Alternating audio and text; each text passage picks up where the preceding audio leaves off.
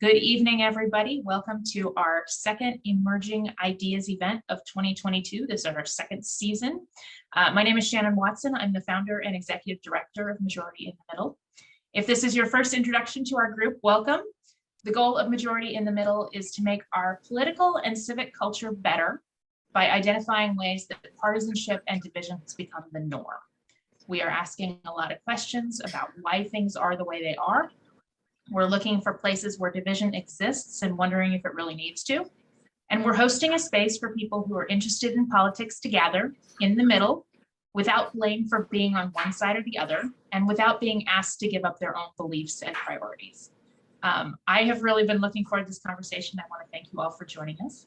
A couple of housekeeping things as we get started. You've probably already noticed that this Zoom is in meeting mode, not webinar mode. We can't yet afford webinar mode. So if you do have the potential to be on camera or on mic, take a second, mute yourself if you haven't already. I'm going to pin the speakers so they should be taking up the majority of your screen. So it's up to you whether you leave your camera on or off for this portion, except for our panelists. We would prefer the camera on for them. We do encourage social media interaction.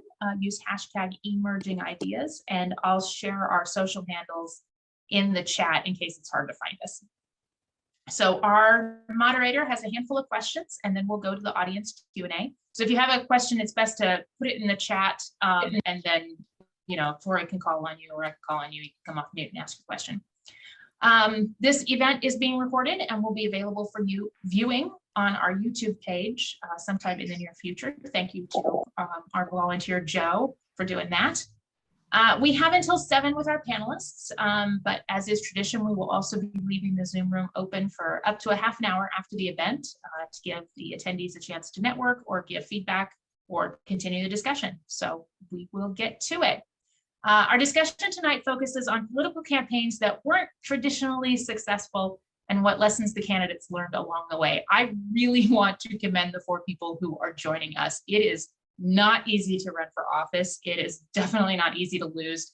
And so it is really especially brave of them to all publicly talk about it and what they've learned. So I really do owe the 4 of you a debt of gratitude. So thank you so much. Our moderator for the panel is political reporter and 1/3 of the Axios Twin Cities team, Tori Van Oot. Tori, thanks so much for doing this. Hi, thanks everyone. Thanks for having me. Yeah, as Shannon mentioned, I write for Axios Twin Cities. We help you get smarter faster about the news unfolding in your own backyard. And tonight we'll get smarter faster about running a campaign and losing and maybe learning from that how to win. So since we only have an hour to make this go a little faster and a little more interesting, I think Shannon's going to put the formal bios, the full bios in case you're interested, for our panelists in the chat. And we're going to jump right into the discussion. Just a little housekeeping thing. I can't see in the way I have it now all of you panelists at once. So if I ask a question, you want to jump in, Shannon, you can either let me know if someone's waving their hand or just jump right in after. And we hope to have lots of time for audience questions. And just echo what Shannon said, I've covered campaigns for about 15 years now, and it is not easy to run for office. And I really appreciate everybody being willing to open up and share. So in the spirit of Axios's smart brevity style, we're going to start with having each panelist just introduce themselves, who you are, what you ran for, and in one sentence, your biggest takeaway or lesson from your loss. And we'll go in alphabetical order. So by last name, it looks like, based on the list. So Tom, you are first. Yep. Thank you, Tori, and thanks to Shannon and Majority in the Middle for sponsoring this and for all the good work you're doing. So again, my name's Tom Horner. I was the Independence Party candidate in 2010 for governor of Minnesota. That's the year in which I was runner-up to Mark Dayton and Tom Emmer. And had a great time doing it. So the one takeaway, you know, I went into the race with eyes wide open, have been around politics and public policy for a long time, knew the challenges of running as an Independence Party candidate, but really came away with a deeper appreciation of just how entrenched the two-party system is in our political life in ways big and small that you might not notice, and how important political reform is as a precedent to policy reform. We just need better politics before we're going to get better policy. Tom, I love your reframing. Runner up. Very positive. I like it. I like it. Brian, let's go to you next. Hey, thanks, Tori. And again, thanks to Shannon and Majority in the Middle for this. It's great to have this conversation with all of you. 20 years ago, in 2002, I ran for the Minnesota House of Representatives in District 39A, which was Mendota Heights, West St. Paul, a little bit of South St. Paul, a little bit of Eagan. It was the district that I grew up in. And I'll say that the key takeaway for me, ultimately, I've had a lot of different jobs in politics over the years. And really what I learned by running for office myself is that it is much easier to be a spokesperson for yourself than it is for anybody else. We're going to get back to that in a little while. Leah, you're up next. Thank you, Tori, and thank you, Shannon, for hosting this wonderful event. So I ran for the DFL endorsement in Minnesota's 8th Congressional District in 2018. I ended my race about 3 days after securing 54% of the vote at the endorsing convention. And my biggest lesson was to trust my intuition and know when the challenges outweigh the potential rewards. Okay, and Hollis, your turn. Yeah, so Hollies Winston, I ran for mayor of Brooklyn Park, first in 2018 and then again in 2021 during a special election. During the special election, we lost by 2 votes, ultimately out of 7,000. Regular turnout is usually 28,000. So I would say, and we can get more into this, but I would say, you know, one thing you learn is just persistence, right? You're not going to always get it the first time. And sometimes if you're running in a difficult race, there are structural reasons that that's occurring, right? And it doesn't always point directly to you. So it takes a little bit of extra work or much more extra work to overcome that, right? And so that's something that I've had the, I guess, pleasure of learning a few times. And by the way, thank you all for having me as well. We're going to get back to that barn burner as well. And I just want to remind anybody listening that if you have questions, you can drop them in the chat because we'll start asking some, but we can, especially if you have a relevant follow-up question, we'll ask that. So we were going to start with Leah with some of the basics. You know, you came to your campaign with a resume kind of outside of electoral politics. What was kind of the expectation versus reality? Like what surprised you most about the process and experience of like being a candidate? Yeah, so much like Tom mentioned, I did go in with eyes wide open as to how challenging it would be. So I would say that my real surprise lied in the sheer amount of people who had not been involved in DFL electoral politics before and who were willing to get involved, very involved in the endorsement process when they found a candidate who would really listen to them. As many of us are aware, the endorsement process is very onerous and it requires a big commitment, a lot of time, a lot of effort. And I had just left my position at the FBI in 2018 to start my 80-day listening tour when the incumbent finally decided he wasn't going to run for governor. So I decided to finish my tour anyway, but I anticipated I would not end up running. So for 80 days, I just sat in living rooms and bars and public parks and restaurants, and I just listened to people. And by the end of those 3 months, people who had not been involved in party politics for years or were brand new to the process were so committed to caucusing and going to conventions on my behalf that it felt like I couldn't not run. So I didn't want to take that energy and hope away, and I knew how difficult it was going to be, but I decided to forge ahead anyways because of the sheer amount of energy in those newbies to the electoral process that I just loved. What were other candidates' experiences with bringing in, like widening the base? You know, Hollis, you ran in a seat that, like you mentioned, like lower turnout in the special election. Every vote counts. Does anybody else have kind of thoughts or experiences on the need to make the pool bigger of voters you're reaching and voters who might be engaging in things like the endorsement and things like the primary? You know, so I guess I'll speak to that. We did that, right? And you know, the reality of it, for me, it would have been easier maybe to run for Senate or rep because there is that partisan process and it becomes obvious in Brooklyn Park. But many of the issues that people care about most, right? Everything from your property taxes to relationship with the police and other things, that's a local level issue, which is what has kept me, interested in running for mayor. And I will say that because of the way things are set up, a lot of people don't have that understanding of local politics. So they say, okay, well, I'm gonna vote for the top of the ticket, the president at the federal level. I'm gonna vote for the Congress, Congresswoman or congressman. And then, okay, I'll pay attention to state, state races or state senate, right? But then when you see this huge drop off when it comes to the local level. So when I ran, well, the person who ran before me as a Democrat, she lost, I think, 8,000 to 12,000. And then we ran and I got 13,100 votes, which would have been good enough the first when she ran, but then they got 15,000, right? So we upped the vote by 8,000 votes, right? So that tells you that there's a ton of people at the local level who just don't know what's going on. They don't know the importance, or they just don't take part in it, right? And if they understood, they'd be much more likely to say it. So from our perspective, you have to grow it, because the more you grow it, well, for me, the more you grow it, the more likely we are to win, but the better participation you have. And the last thing I'll say is, to revisit that is, it was 7,000 votes, right? So when I ran the first time, 28,000, special election, 7,000. When you do the math, there's one location that was almost 40% or 48% of the vote. That has never been that high. They usually are disproportionately high, but never 48%.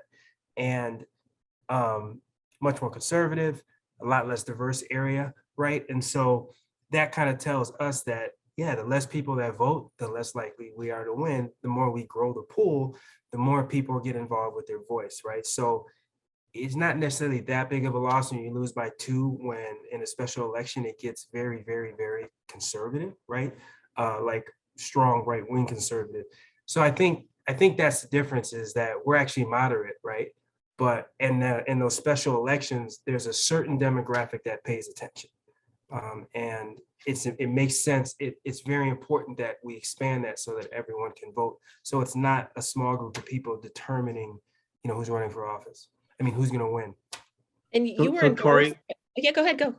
well, no, I was just going to say, let me speak to it on a statewide basis, because I think it's a different kind of challenge than what Hollis would face, which in some ways, Hollis faces much more difficult challenges at the local level. Voter turnout always is a key to just about any election, particularly getting the right voters to turn out, your voters to turn out. On a statewide basis, though, Minnesota always has one of the highest turnouts in the country. We vote at a very high rate. And so overall turnout, enough voters isn't the challenge. For a third party candidate, the challenge really is to find voters who are willing to see a third party as a credible, viable alternative to a Democrat or a Republican. And that's a huge challenge. And it's not just among the voters, it gets baked into so much of our political discussion and our political behavior day in and day out, not just during election season. So 2 examples. One is that, for a third party candidate, you really have to be in second place, perceived to be in second place at least by Labor Day. Otherwise, the wasted vote takes over, and the professionals are very, very expert at exploiting that fear of a vote for the third party candidate is going to help this one or that one. So if you're not in second place, you're really out of the running. Well, by Labor Day of 2010, I was just a hair behind Tom Emmer, and I was moving up and he was stagnant. I was moving into second place and had great support. But then a survey comes along, and it's a national firm, but it has some credibility. And what they did is said, okay, who are you going to vote for, Dayton, Emmer, or Horner? And they calculated that. But then they said, all right, well, Horner's not going to win, so let's take his votes and divide it between Dayton and Emmer. And if you're not going to vote for Horner because he won't win, then are you going to support Dayton or Emmer? That's the headline that gets reported. It's Dayton is X and Emmer is Y, and Horner is out of the race. Well, how outrageous. I mean, the polls I had, and I know the polls Emmer had, showed that we were almost tied neck and neck. Why would you just take my votes and divide it between the Democrat and the Republican? But that's the challenge a third party candidate has. The other issue that I'll raise is more day to day, and that is, look how politics and policy are covered by most media. So you take the budget surplus, and what happens is, Democrats want to do this and Republicans want to do that, and those are the only two pools of ideas. Well, there are a lot of good ideas out there that aren't coming from Democrats or Republicans. There are better ideas that aren't coming from Democrats or Republicans. There are innovative ideas that speak to tomorrow, not trying to relate to existing constituencies. But those ideas don't get covered, and therefore voters go into an election thinking the only viable options are a Democrat and a Republican. And it's those kinds of challenges that we have to address.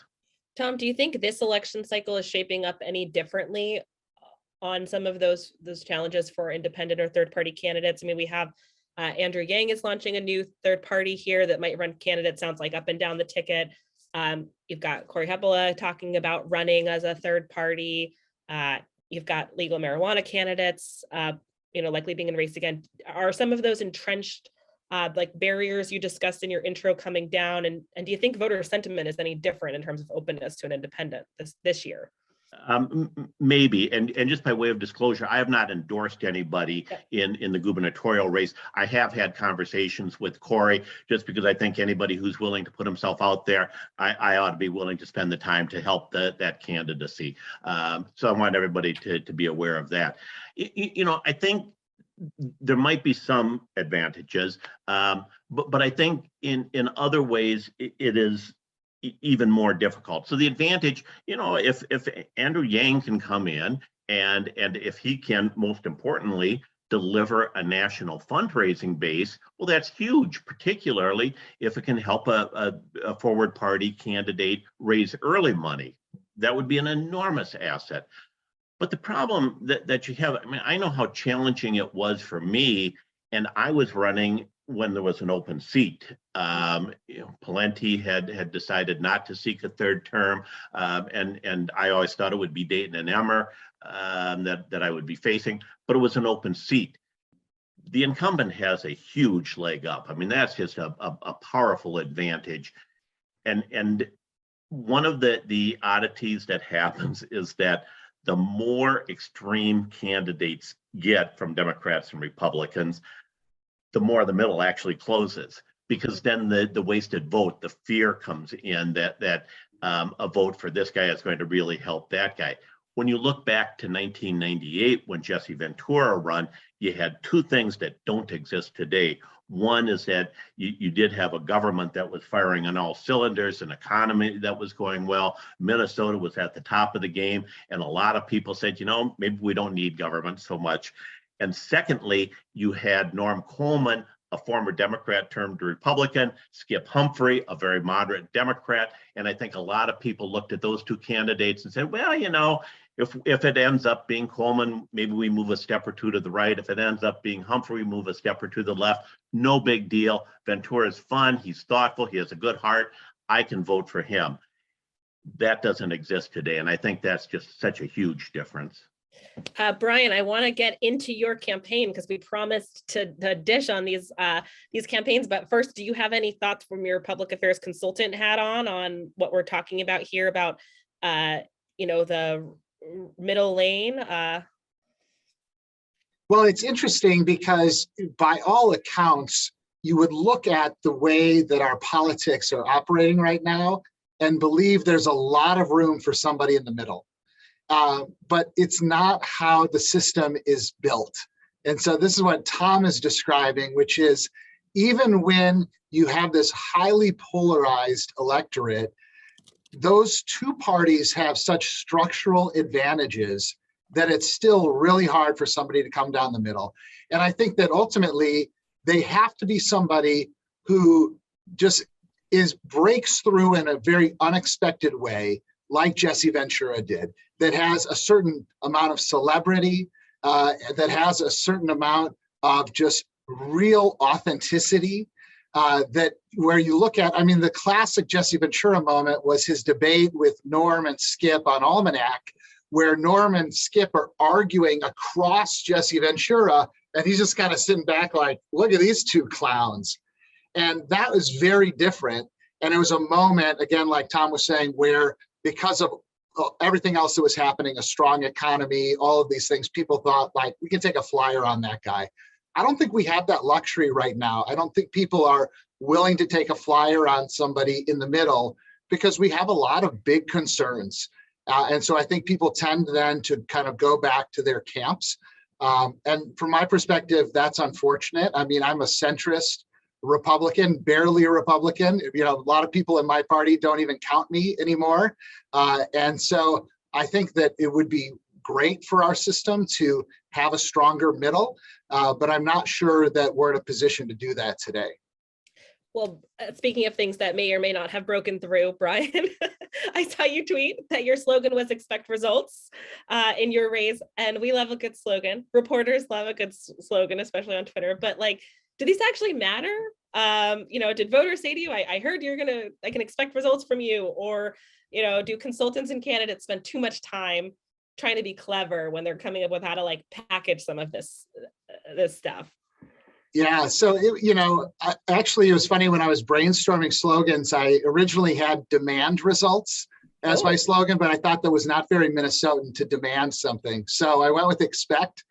I really wanted my race to be about accountability and about bringing accountability to government. And I think that's something that still resonates today, but 20 years ago in particular was kind of, on the cusp.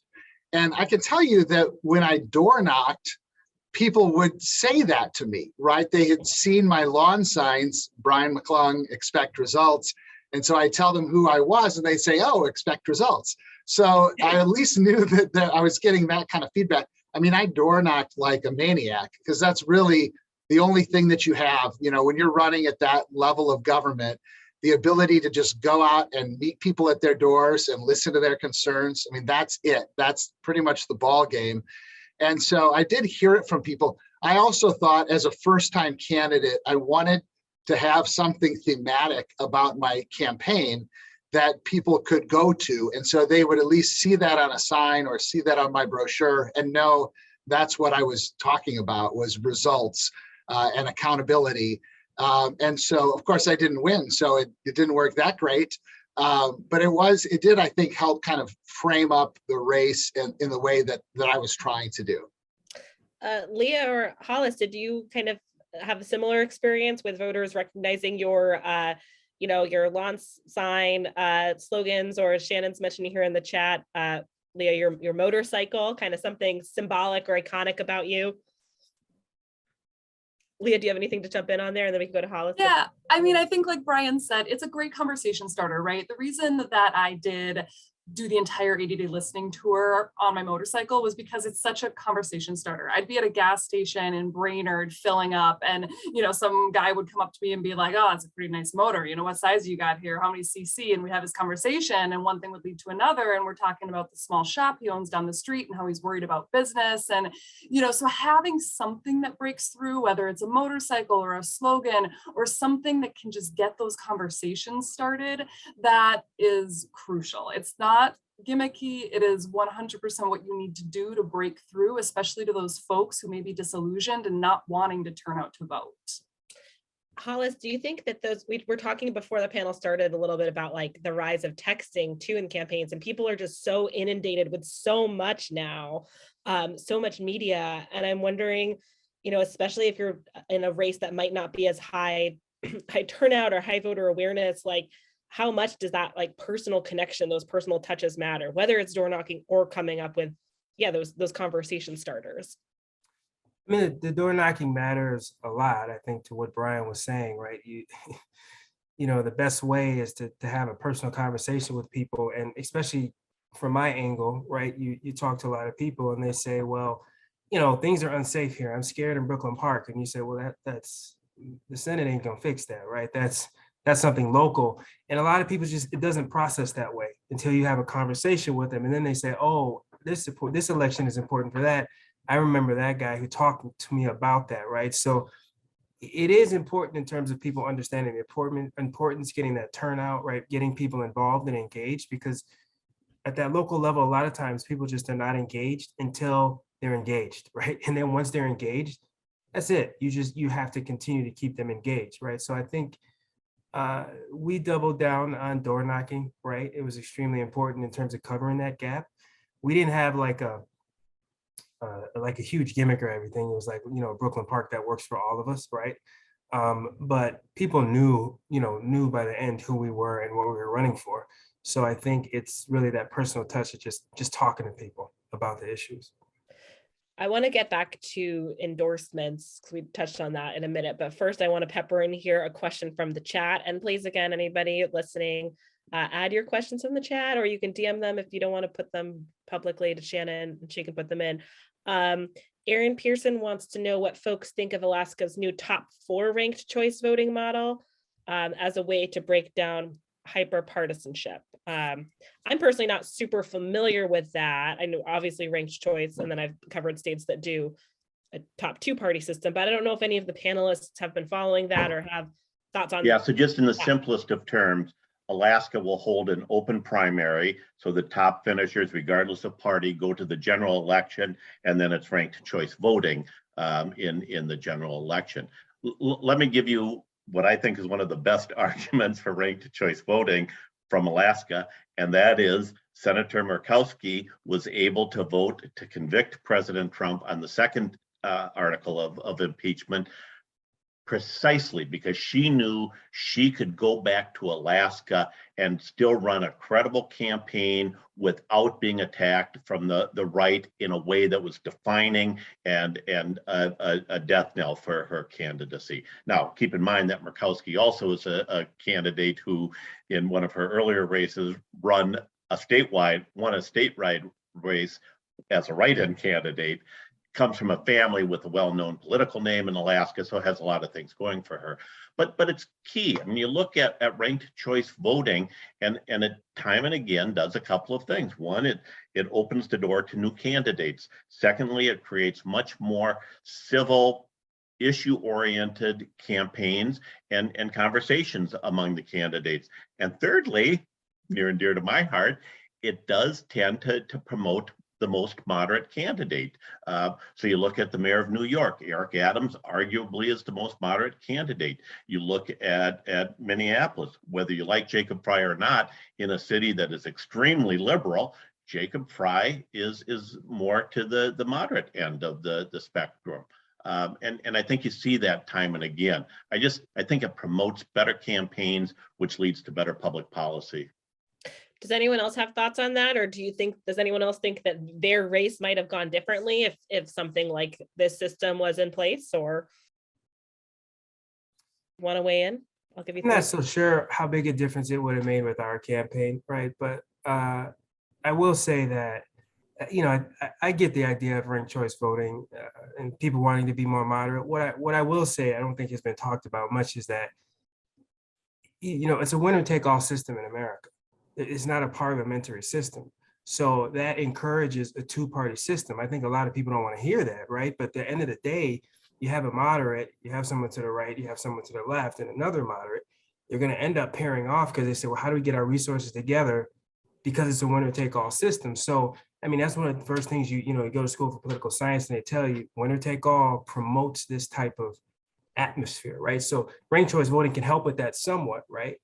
But part of this, and it's difficult to have this conversation, is, leaders within the community, whether church leaders, politicians, the community itself, they have to start saying, we want a different conversation. We want a different access of issues. Because if you continue with the same issues you have right now and you define everything around those issues, you're going to get the same right-left battle. Whereas if you start to define it, and this has happened in American history, right? They say, well, actually, this issue or these group of issues matter most.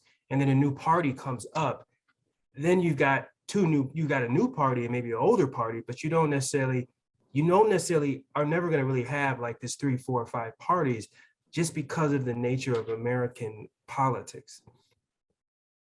So Hollis, I agree that it is a winner-take-all system by definition, and no question about that.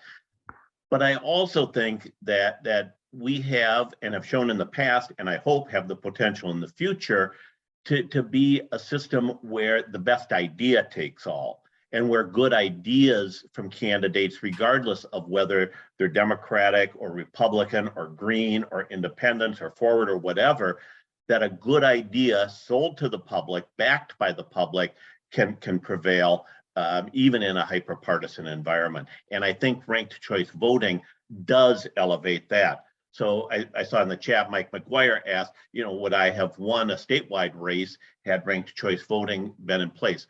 I don't know, honestly. I mean, I think, yeah, it would have certainly been more beneficial to me. I would have preferred to have it. But I do think that whether I would have won or not, the argument for ranked choice voting is it improves a political system by having better campaigns, better discussions among candidates. And until we do that, then we are going to keep pushing people off to the extremes, and that's not healthy. Brian, what do you think about that as someone who has run statewide campaigns or worked on statewide campaigns? Do you think that, what do you think the effect would be of a ranked choice on a statewide level? Good idea, bad idea? Yeah, I mean, first of all, I think that's where ranked choice voting works best, is probably on statewide and larger races. But that said, I'm a bit skeptical of ranked choice voting, and I'll give you a couple of reasons why. Number one of the reasons that Minneapolis implemented ranked choice voting was because they said that it would increase voter turnout. And that was actually not the case. Voter turnout has been up and down since ranked choice voting came in. So that's a question. Number two, the idea is that ranked choice voting is going to make the campaigns more civil, because you're less likely to attack your opponents when you're trying to be their second choice vote. And I don't know that we've had increased civility as a result of ranked choice voting. And number three, it is frankly confusing to people. And so you end up spending a lot of your time trying to describe how this process works. And so then you end up with a lot of people just not ranking their choices. They just vote once anyway, and that defeats the purpose. So I'm not certain that is the right path. I am very interested, though, in this Alaska style or even the California style of an open primary where the top two or the top four move on to a general election, regardless of what party they're in, because I do think that has the tendency to benefit more moderate and centrist candidates. Because if it's a top two advance and you're both Democrats, well, then the Democrat who's most likely to appeal to independent and Republican voters who live in that district, even if they're a minority, is the more moderate candidate, and they could then ultimately win the general election. So I'm more inclined to explore that type of reform to try to open things up, because I think that ranked choice voting's track record is still a little bit mixed. So I've got to push back, Tori. I'm sorry, I've got to Okay. push back a little bit on my friend Brian. Actually, if you Debate, look, I love it. if you look at voter turnout trends in Minneapolis since 2009, the trend line clearly is for increased turnout. Yeah, some dips and bumps, but that always happens. But the trend line clearly is for increased participation. Secondly, every survey that has been done show that people, by and large, don't find it complicated. They get it, they understand it. They sometimes find the result reporting complicated. They don't understand why it takes time. That was the case in New York this past year. But that really is a function of technology that doesn't keep up with the system. I mean, there is technology that would adapt to ranked choice voting and produce more timely results. As to civility, look, I'll use my own race in 2010. We had three candidates. All of us were deemed credible. All of us they were worried that where were my votes going to come from, as if they owned the votes. Well, okay, so say they own the votes and my votes had to come from somebody. So, we did not have a lot of negative campaign ads in 2010. And those of you who will remember, we had more than 24 debates during the general election. I mean, we used to joke that the only thing that you could turn on and not hear Horner, Emmer, and Dayton was the bathtub. I mean, Every time there was an event, there was a debate. Well, it got a little tiresome, probably too many debates, but they were really productive. And one of the things happened is that a lot of the debates were in front of special audiences. So we went to long-term care providers and had a debate about what's the future of long-term care in Minnesota.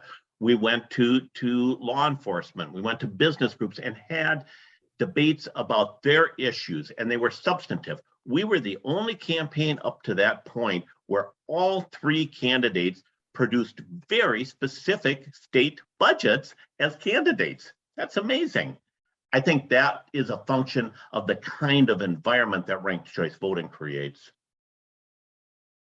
Leah, what did you find in running for Congress in terms of voters' appetite for, specifics, talking specifics policy, getting into the details, really?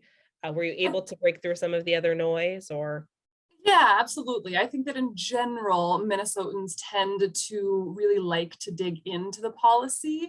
We have a strong educational platform here. You'll see my little dog running up the stairs. He's been around and about today. But we have a very strong educational platform. Informed voters is a word I would use to describe a lot of voters. But my race was different. I was running strictly for an endorsement. So I was talking to that group of people, many of whom were already paying close attention. So I think the trick with that, when you're specifically running for an endorsement, is how to, run that race where you're getting the people who vote for you based on the issues and where you stand on the issues, but also vote for you because they think you're the best candidate to go up against the other party in the general. And getting folks to think 2 or 3 steps ahead, there's still a primary in between there, things like that. That's the key. So there's this idea that only the most ideological zealots show up in the endorsement process. And I don't find that to be true, at least in purple districts. In purple districts, people are very informed. And a lot of folks voted for me because they agreed with my stance on issues, particularly when it comes to environmental issues. But a lot of people voted for me at the convention because I was the only candidate with law enforcement experience who could stand up against the Republican candidate who was a former police officer in Hermantown. So I think that the endorsement process gets a little bit of a bad rap for being populated strictly by ideological zealots, when really there's a lot of realistic folks who just want to see their candidate win. But you left the race after not winning the endorsement. There was no endorsement, right?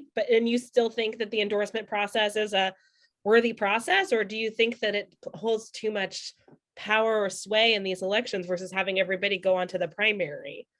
Yeah, no, I do believe that in the endorsement process still, some people find that funny, but what pushed me out of the race wasn't the lack of an endorsement, it was the lack of resources and funding. So as you mentioned at the beginning of the hour, I was one of the few candidates who came into the race with no electoral background in electoral politics. I was national security, FBI, Homeland Security for 12 years. I was intentionally underground because I held a top secret security clearance. So we had a lot of things to overcome between the endorsement process, between the convention and the primary. And a lot of those challenges could have been overcome with money that was available to candidates who had been in the process longer.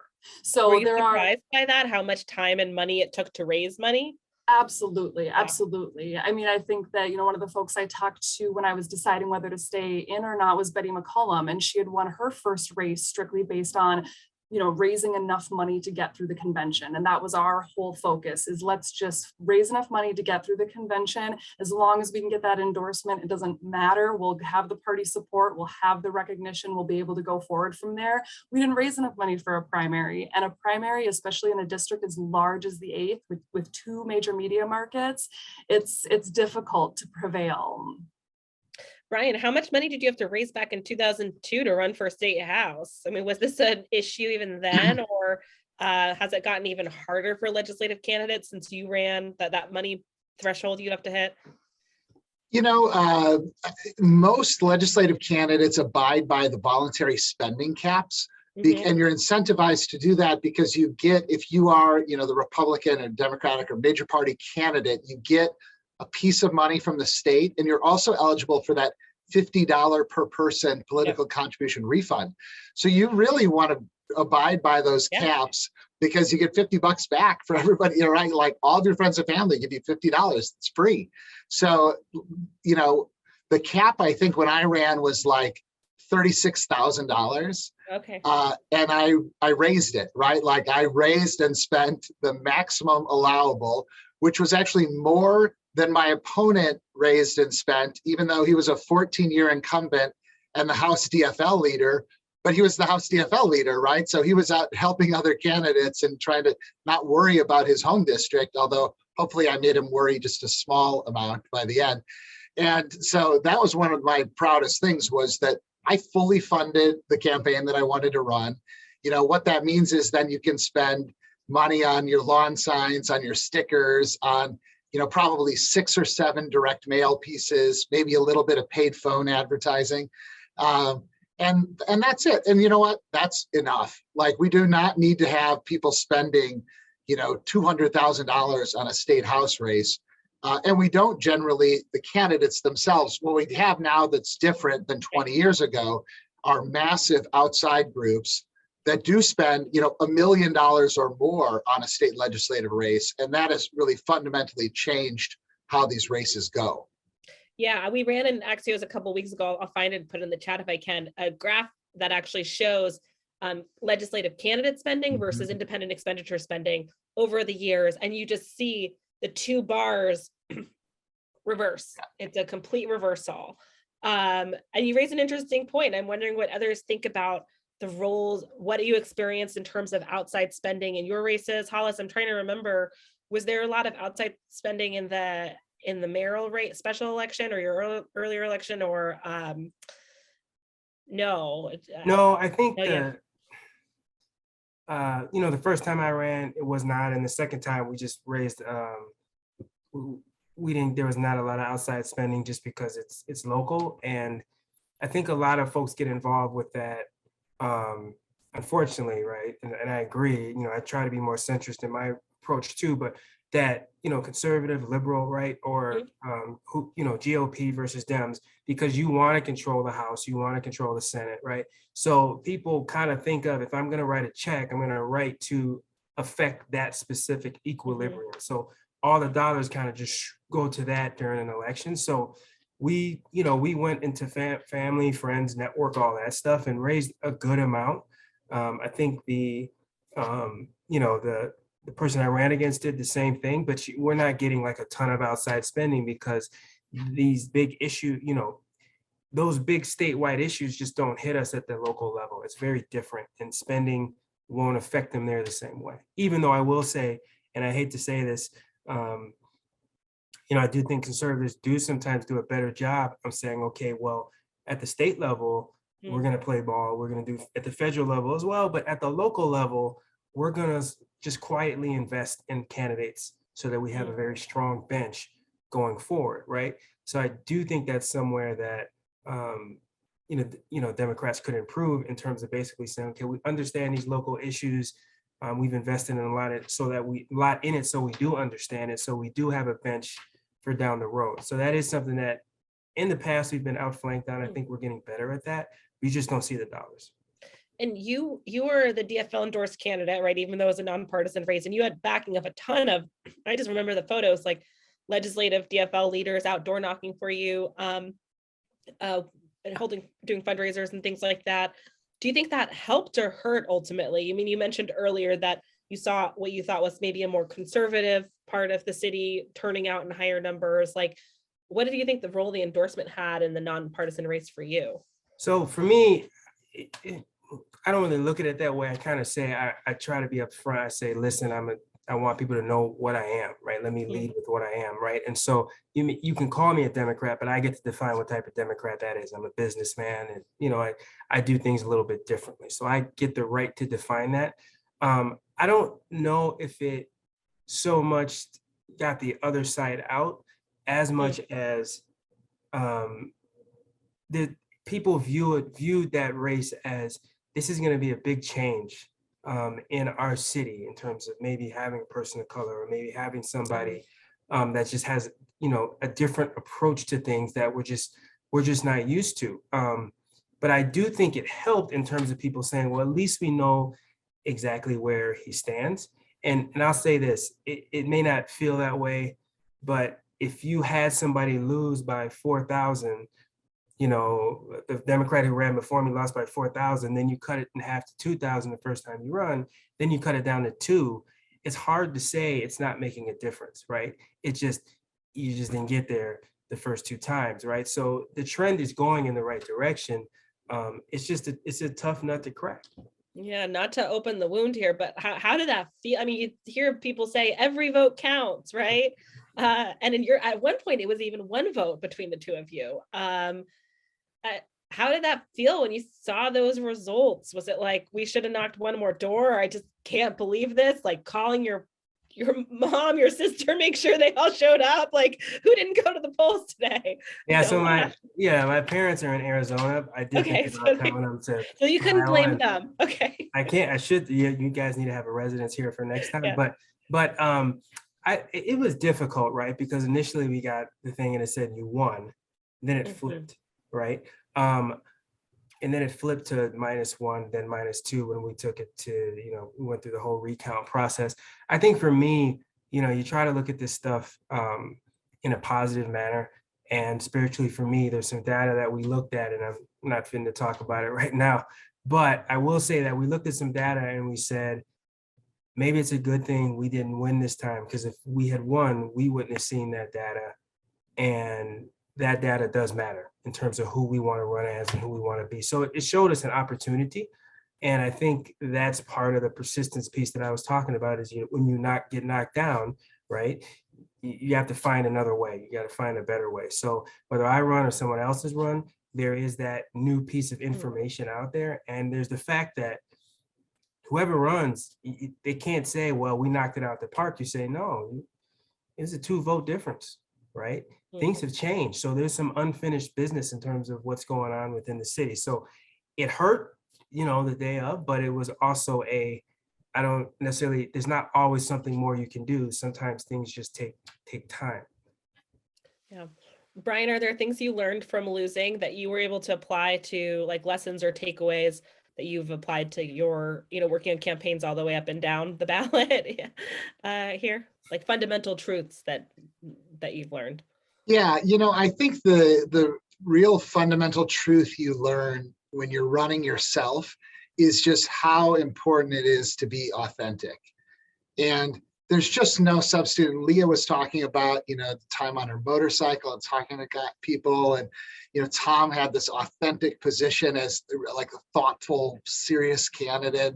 Hollis was there, as a breath of fresh air in his hometown. And that's the thing that really works. And so, yeah, all of us happen to lose, but nevertheless, that is the root issue in these candidacies. And when you watch campaigns that evolve then and run, statewide or on the national level, when you catch that whiff of somebody not being their true self, that campaign is done right from the start. And that when you're door knocking and talking to people, people have to get you for who you are, or it's not going to work. And so I think that was something then that I was able to take back and advise candidates that I worked with and thoughtful, and that I had been there myself. Most people then who are working in politics and running campaigns and serving as a spokesperson, they haven't put themselves out there like that. And I had. So I was able to bring that conversation that I had directly with voters to, the people that I worked for and say, I get it. Like, I've been there and I can tell you, this is what I think is happening. So that to me was really a core fundamental truth. Tom, do you have thoughts on that as someone who's worked on both sides? Shannon noted in our notes that in the same way that doctors make terrible patients, it's been said that political staff make terrible candidates. I wonder what Tom, what kind of truths you have had from working on both sides. Tori, I have no doubt that there were many days that my staff said, what a terrible person, not just a terrible candidate. A couple of things. One is to Brian's point of authenticity. I do think that is so critical, and not that it's learned, but it's reinforced. I think one of the challenges that Republicans have had winning statewide office since Brian's old boss won in 2006 is that, the convention endorsement in the Republican Party has become so paramount and so vital as that convention has moved farther and farther to the right. Well, so now you have Republican candidates who have to win endorsement as far right conservative candidates and then go out and talk to the rest of Minnesota who don't fall into that basket, and they lose a lot of that authenticity. So I think that's a problem. For me, though, I never had any intention or any desire to be a candidate. I didn't run until I was 60 years old. And so I had learned all of my life's lessons that I was going to learn. What it did, it reinforced for me, though, that first of all, Minnesotans are really good people by and large, and they really want to participate at a smart level, have good conversations, and they get as frustrated as the candidates do when they get pushed to the extremes by candidates and by politicians. Yeah, for sure, you have some people who are way over here and some people way over there, but most of us, I think, want to have really good conversations, and they really care about the future in a sincere, deep way. And so for me, it was more reinforcing all of those good things about Minnesota rather than coming early in my career, running for an office and then applying that to a profession. Okay, well, we're just coming out of, I've just realized the time. We're coming up on the hour. Final call, audience questions. You can put them in the chat, message them to Shannon. I will give one final rapid fire question. I wish we get time. I would love to get more into endorsements because I'm fascinated with what's going to happen with the endorsements this year, including in the governor's race. But oh, John says, thank you, John, for coming. Okay, final question. We'll do double-barreled one. Best advice and worst advice you got really quickly when you were running, and then will you run again for something someday, or have you ruled it out? Leah, you first. Best advice, and we've said it here, be authentic. Worst advice, at least for my campaign, was trying to find leaders for the campaign that were outside the district because they had more experience in that level of politics. I kept my entire team strictly within the district, even if they hadn't run a campaign at that level before. And it was hands down the best decision I ever made. And are you going to run again, or are you done? Potentially in the distant future, if it is the best position that I can effectuate change in. All right, Brian, let's go to you. Okay, best advice was to door knock as much as possible. Again, there's just no substitute for those one-on-one conversations. Worst advice? Ooh, I don't know. I didn't really take any advice. It's just me and my parents, right? I was in my 20s. And so I don't even, nobody had anything to tell me. Steve Sviggum was Speaker of the House. He told me that if I worked hard enough, they would target my race, which I knew was not true the whole time. But anyway, it was fun to hear from the speaker. Yeah, and then, am I going to run again? No, thanks. I'm glad I did it. I was maybe the most fun thing I've done in politics, and I didn't get paid and I lost, but it was still such a fun and wonderful experience. And I think it did actually put me on the path to the other jobs that I ended up getting. So I'm really grateful for the chance to have done it, but I think I've got that out of my system now. All right, Hollis, you're up. Yeah, I would say the same thing as Leah and Brian said it earlier. Just, be as authentic as possible. Mm-hmm. I think some politicians want to think they're super intelligent, but you're not intelligent enough to fake it. Somebody will catch up. And then I'd say the worst advice is, going to treetop leaders for everything, right? We found that when we did it grassroots and we reached out to people, it was, again, much more authentic and effective, right? But a lot of people tell you, go to this person and go to that person because everybody knows who they are, but that's not what your average voter is always looking to hear, so. And are you gonna run again? I'm considering, I will consider. Not sure for what, but we'll what? Oh, not sure for what. Okay, I was gonna say, want to make some news? Put it in the newsletter. Tom, you can end us here. I'm going to put the link to the newsletter, by the way, shamelessly in the chat right now. Thanks, Tori. Your answers to the best advice, worst advice, and are you ever going to run again?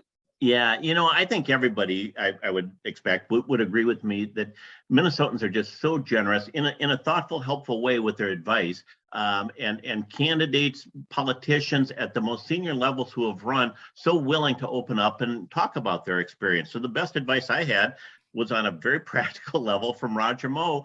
And he said, look, I had breakfast with him in January of the campaign year. And he said, you're going to be running full time for 11 months.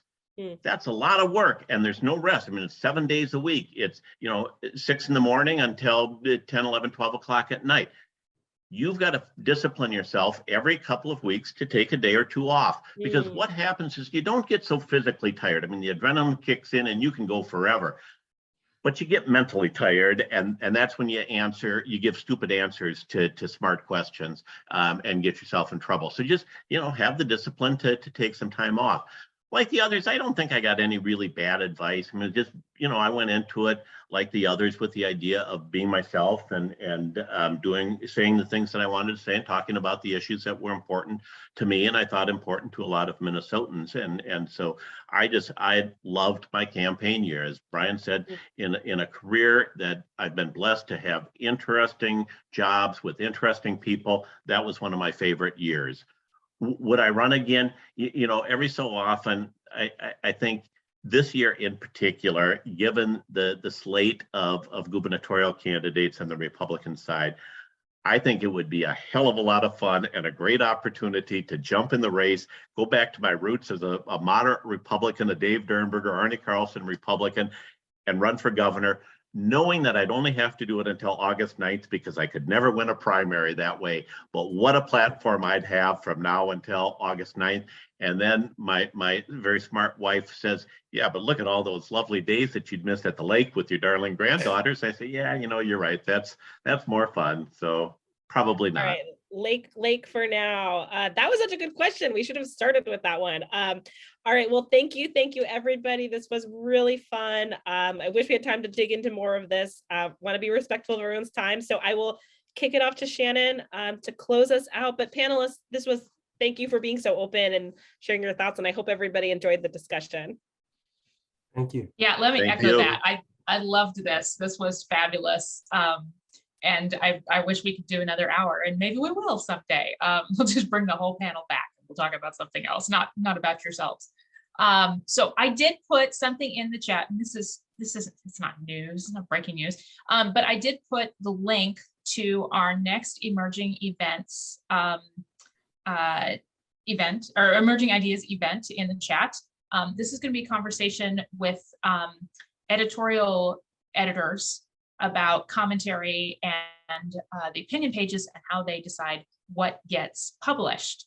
So super excited about that one. That one is in 2 weeks. It's a lunch and learn, so over lunch hour. My fundraising chair would be very unhappy with me if I did not make a pitch for financial support for Majority in the Middle. We are a very young organization. We just celebrated our first birthday. And if you're in a position to donate, please do, and thank you.